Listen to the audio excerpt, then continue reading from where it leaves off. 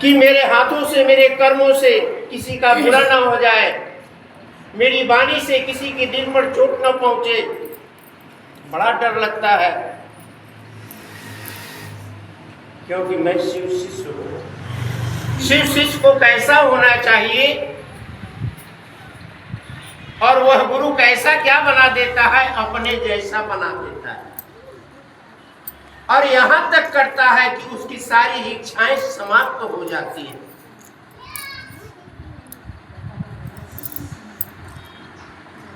तो पल प्रतिपल हम दया की याचना करें तो होता क्या है, जरा सा सुनिए ठीक से। जा जा रे मनवा जा रे, जा जा रे मनवा जा रे, गुरु के चरनिया में गुरु नाही छूटे रामा, चाहे जिया जाए गुरु नाही छूटे रामा, चाहे जिया जाए। मैं रहूं अथवा न रहूं, ऐसा समझना हो। एक छोटी सी मैं कथा सुनाता हूं कि शिव शिष्यता है क्या चीज, ठीक से सुनिएगा। द्वापर युग में कृष्ण का जन्म हो चुका था।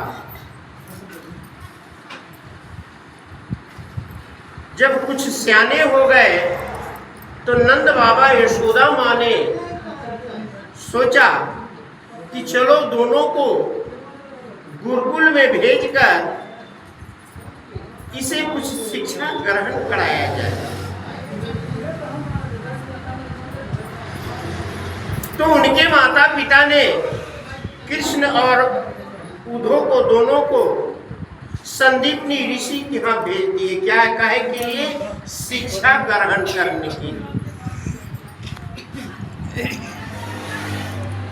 शिक्षा लेते लेते जब कुछ दिन समय जब बीत गया तो संदीपनी ऋषि ने कहा कि हे बेटा, हमने तुम्हें सारी विद्याएं सिखा दी हैं, अब तुम यहां से घर जा सकते हो।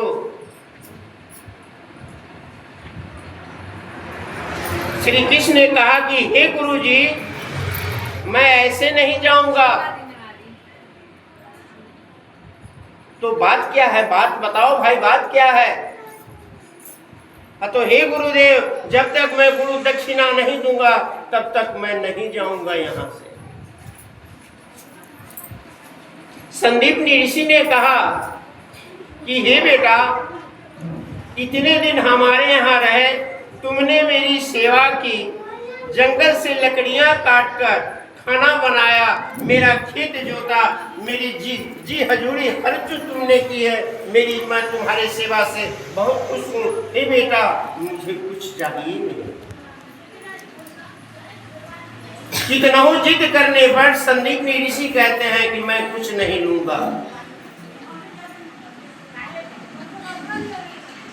बगल में ही कुटिया थी जहां पर संदीपनी ऋषि की पत्नी बैठी हुई थी। उस कुटिया में दोनों भाई प्रवेश करते हैं और गुरु माता कह के प्रणाम करते हैं। समझना होगा हर चीज को। भले ही हमारी साहब ने कहा है कि शिव शिष्यता में गुरु कोई नहीं है, महादेव है, लेकिन ग्रंथ यह कहता है, क्योंकि मैंने महादेव को नहीं देखा है, महादेव को साहब ने देखा है, साहब को यह 3 सूत्र का ज्ञान दिया है। इसीलिए कहा जाता है कि साहब को छोड़कर नहीं आना, साहब गुरु है। क्योंकि जो ज्ञान देता है वही गुरु कहलाने का अधिकारी। प्रणाम करते हैं माँ को, कहते हैं कि हे माँ, हम गुरु दक्षिणा देना चाहते हैं। माँ भी बहुत समझाती है, बहुत कहती है,